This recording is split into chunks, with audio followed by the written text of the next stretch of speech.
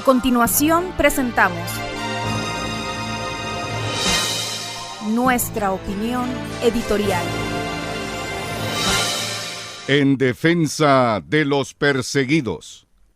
Las bancadas de Jo y de Salvador en el Congreso Nacional ganaron el miércoles la votación de un acta que ya habían perdido en mayo y se vieron obligados a derogar 2 decretos corruptos que habían aprobado en 2020 y 2021. ¡Qué cosas las de esta gente! Sin embargo, con ruidos y fanfarrias, han tratado de presentar su derrota como victoria, acuñando además la duda del golpe, azuzando nebulosas jurídicas, creándose condiciones para procesos electorales futuros. Jodimos a Libre con la no ratificación del acta del Fomento Andino y nos sacrificamos nosotros por la Sisi, derogando 2 de nuestros pactos de impunidad. Así piensan. Con estúpidos malabarismos verbales, intentaron engañar a los sencillos de frente e insultar la inteligencia colectiva del gran pueblo que superó al científico loco, pero perdieron otra vez. Así como perdieron la imagen sacra de su cardenal golpista en 2009 o el monopolio de la opinión pública en 2010, perdieron la votación del narcodictador en 2021 y perdieron en enero 2022 contra el pueblo que mantiene a Luis Redondo en la presidencia del Congreso. Y perdieron con Xiomara las movidas bajo la mesa. Con un manojo de opiniones jurídicas serias e incluso consultas a la Corte Suprema de Justicia, quedó clarito el miércoles que el Congreso Nacional no ratifica actas de sesiones anteriores ni repite la votación de ninguna sesión finalizada.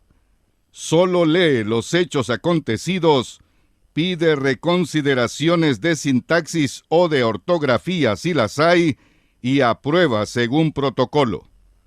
Si luego los empleados legislativos de los grandes evasores de impuestos se enojaron por la excelente exposición del joven ministro Marlon Ochoa sobre la enorme injusticia e inequidad tributaria en Honduras, ese es otro tema que no modifica la votación. Es otro sentimiento de ardor que no cambia el acta. Otro chimón. Lo más importante es que la pizarra electrónica del 16 de mayo, al final del tercer debate del dictamen de adhesión a la Corporación Andina de Fomento, tuvo 66 votos positivos de Libre, Partido Liberal y Salvador juntos. Legalmente, el Poder Ejecutivo, con ese total de voluntades, sancionará y publicará la decisión en la Gaceta. Honduras será entonces el país número 19 de América Latina, más España, en sumarse a la membresía del CAF, que nació en 1970. La pérdida de este debate jurídico y político, sin embargo, ha dado combustible a la política jurásica que otra vez mezcla el cebo con la manteca. Mezclan legalidad con leguleyismo, corrupción con impunidad, amnistía con narcotráfico, pretendiendo sacudirse el golpe. A través de una gran sombría de democracia variopinta que reúne por asalto las organizaciones de la Asamblea General del CNA, incluidos los clérigos aleluyas, una chusma de élite amenaza hasta con un golpe de Estado que señale la ruta, pontificando que la suerte está echada y que la democracia renacerá en la tierra de Morazán,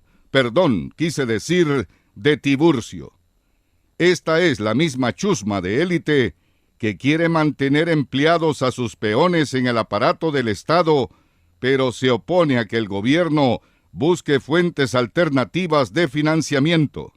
Son demócratas golpistas, son liberales religiosos, son educados tontos, son ONGistas independientes amamantados del imperio. Son una generación degenerada. En los hechos, estos sectores amigos de la dictadura han tenido que tragarse la derrota moral de derogar sus propios decretos de impunidad en presencia de los expertos de la ONU que preparan la instalación de la Sisi en Honduras y, para sobarse el cachimbazo, intentan meter en el mismo costal el decreto de amnistía que condenó el golpe y legalizó el Acuerdo de Cartagena en febrero de 2022. Los pactos de impunidad 57-2020 y 93-2021 impedían a los fiscales hondureños y de la Maxi poder tomar los documentos de imputación a los corruptos y obligaban a los tribunales a declarar primero narcotraficante a una persona antes de tramitar sus juicios por lavado de activos, lo cual favorecía siempre a esta élite maldita del país. Como sabemos, ninguno de los 40 canallas extraditados a Nueva York tenía siquiera denuncias por tráfico de drogas en tribunales nacionales. Varios de esos extraditados eran incluso diputados que habían aprobado personalmente esos pactos.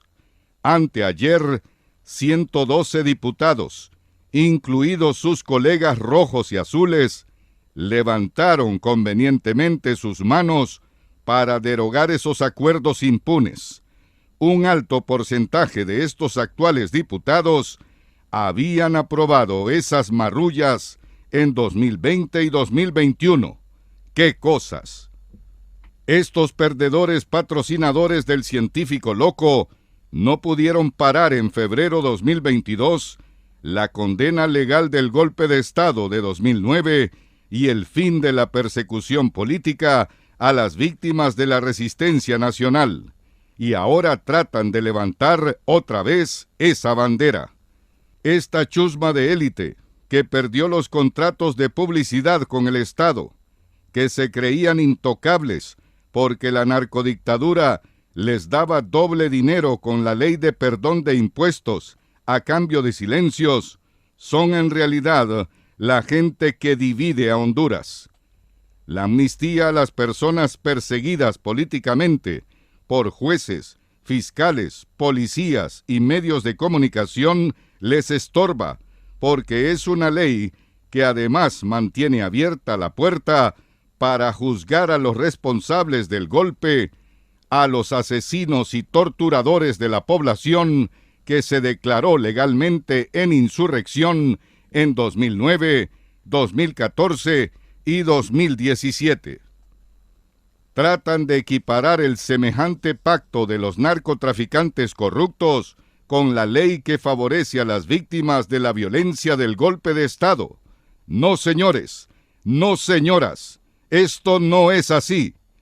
Nosotras no extrañamos esa posición de Zambranos, Riveras, Laras o de sus adláteres, pero sí la extrañamos un poco de los diputados Mauricio Villeda y Maribel Espinosa.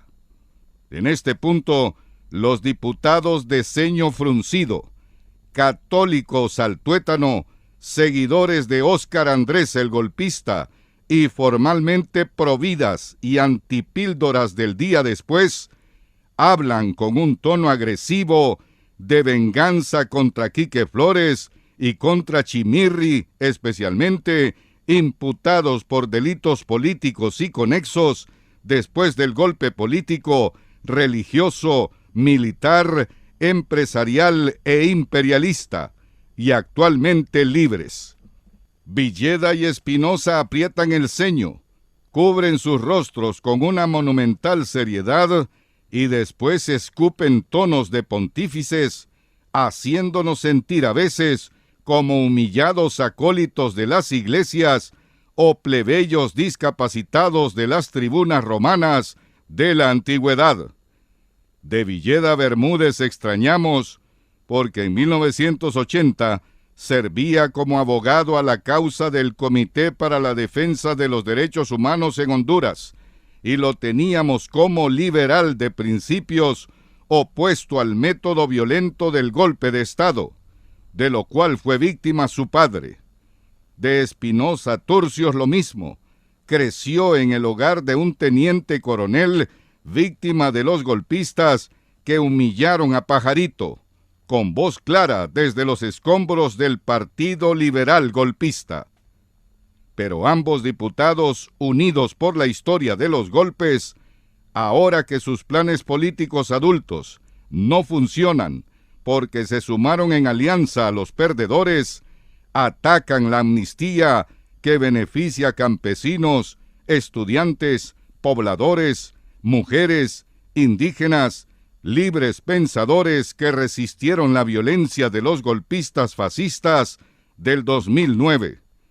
Villeda, favorecido con la imagen mal construida de un padre político que utilizó como propias las demandas de la resistencia social de 1954, traicionó los principios liberales, poniéndose del lado de los gorilas en 2009, y Espinosa del lado de aquellos que odian las personas defensoras del medio ambiente, financistas de la impunidad, golpistas.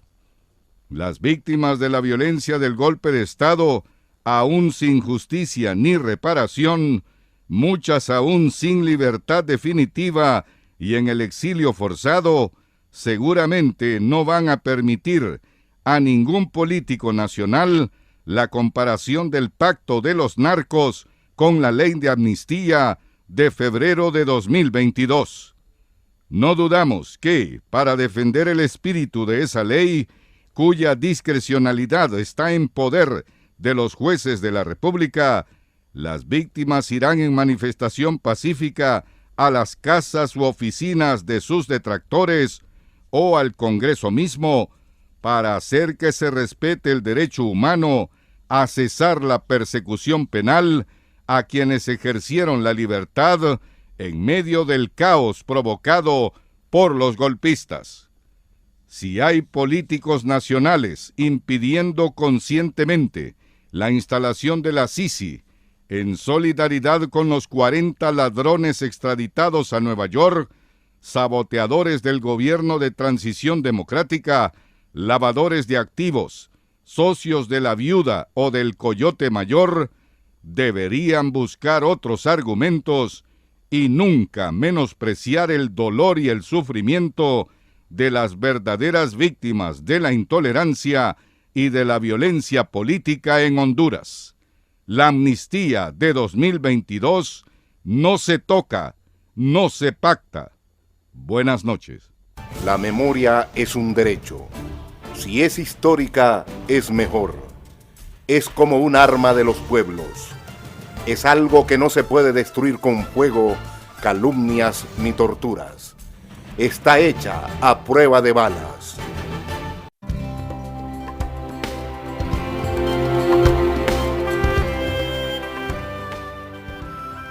Los parientes de los desaparecidos por razones políticas no tenemos odio ni sed de venganza. Lo que tenemos es dolor con esperanza, amor con sed de justicia.